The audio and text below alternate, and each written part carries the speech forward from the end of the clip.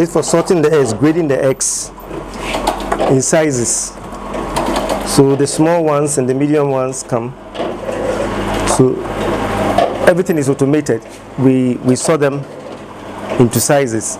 So everybody is treated fairly. So when you say you are buying light size, it's according to some specified weight.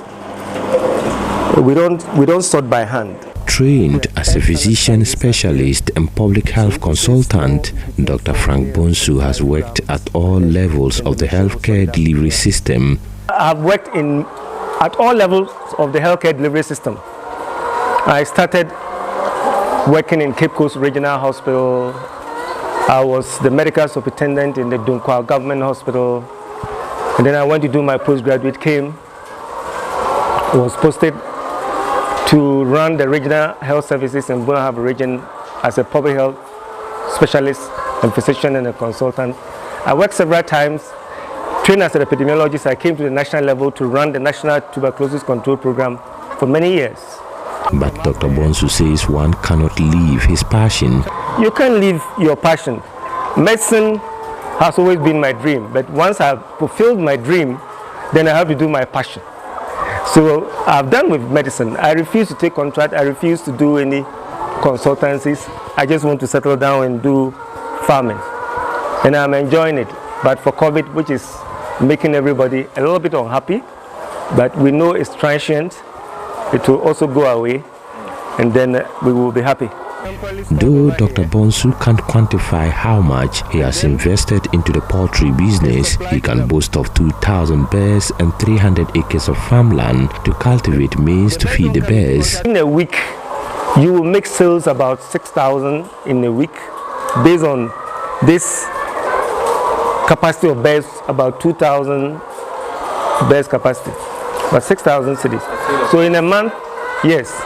In a month, you make around 24,000 Ghana cedis. But then, you're going to use this same amount to buy feed, to buy your soya bean and all that, pay your staff and all that. We have a 7,000 bed capacity for farms.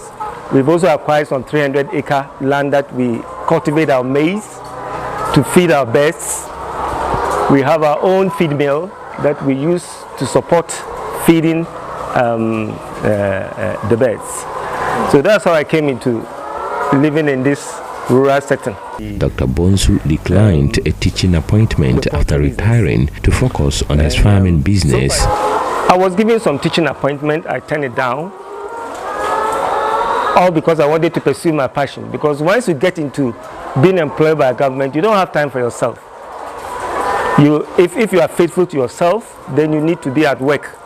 You can't cut corners. Some of us, because of our Christian background, we just couldn't do farming full time. Dr. Bonsu was not raised at Nsuta, but he is reuniting with his natives to mentor them into farming, especially those who are not in school. Now, I've been working. I was based in Kolebu in Accra before I came. That's where my offices were and I was working. But this is my village. I wasn't raised here anyway, but our dad growing up brought us here to make friends in the village. So coming here was not a big issue for me. So I just decided it's better to come and be with my people, and the skills that I've acquired over the years, the experience that I've acquired over the years, I impact to the younger generation. The rural folks, some of them, they need somebody to mentor them. And I thought I could be such a person, mentor the young ones into farming, for those who can't pursue higher university degrees. And we've managed to get quite a number of guys who are come here, attachment, study. Some of them are doing grass cutter farming, because I also have a grass cutter farm here. And we do a little bit of snails as well. Snail. We've just started rabbits as well. So we use this place as a kind of training grounds to ask the younger people to come in to see that it can be done. The retired physician specialist says one doesn't need big capital to start farming. And that you don't need much big capital. As long as your mother has 1 acre of land and you are ready to commit yourself by way of hard work, we are here to support you. So we make our capacity available to them. If you want us to prepare feed for you, we'll prepare it for you. If you want the know-how, the knowledge, where to secure your beds, we would advise you. We are even planning to brood day-old chicks for them, those who want to go into poultry, because I have a 5,000 capacity to brood day-old chicks in cages. So if you come and we brood it for you to the point of lay, then you can pick the beds and then you can go and start something. But it took him 10 years to plan towards establishing his farm. Well, a journey of 1,000 miles begins with one step. When I was working, I knew I would do farming, so I was saving towards it. If you want to do the right things, you need to invest properly, and you can't overnight invest. So I planned for it. Well, it took me 10 years to plan for this. Okay, buy some cages, buy the roofing sheet. You could see the roofing sheet is quality, because I took time. I was buying them gradually over the years.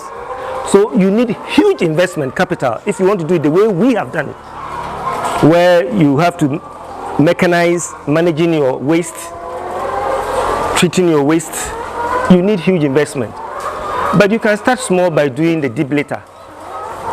The deep litter. You can start with 100 beds if you want. Take good care of them. That's what I've been telling the young men in this village, that start small and grow big. But you have additional sources of income. You can set up properly so that your headaches will go down. With this kind of setup, we have little challenges in terms of diseases and all that, because it's properly set up.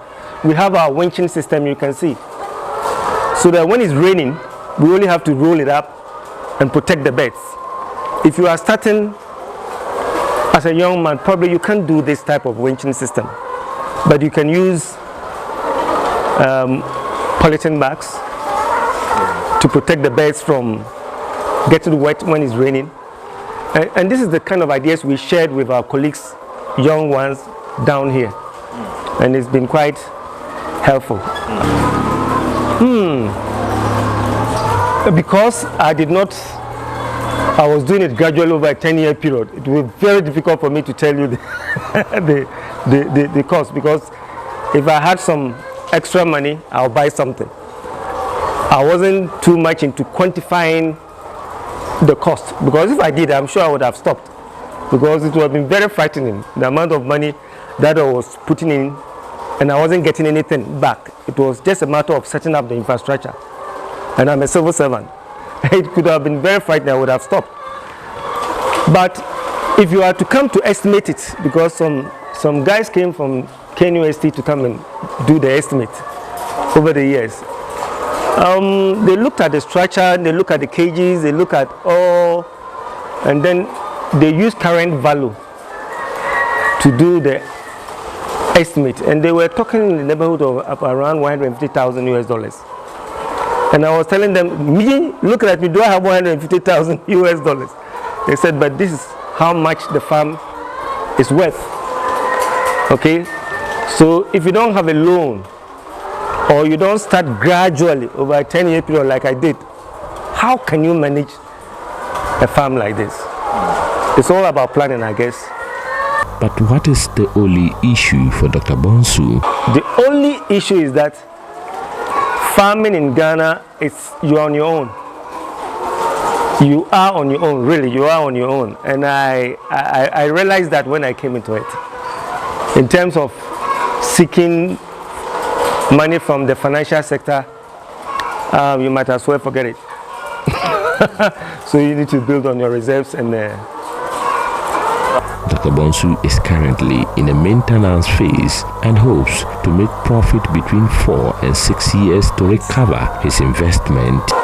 It's going to take time. In poultry, you need about 4, 5 years, 6 years before you can start to recover your cost. I must say, right now, I would say we are in a maintenance phase. Maintenance in the sense that I'm not putting in my own money in maintaining the birds. What I'm generating is what I'm using to run the farm. Okay, so, but I haven't made profit yet, but I'm not losing money. So I call it the maintenance phase. So with time, when the market becomes good, I hope we will then start making some profit and we will start recovering our costs. Dr. Bonsu says he has not regretted taking a bold decision to venture into the poultry business. A report by Mohammed Nuruddin.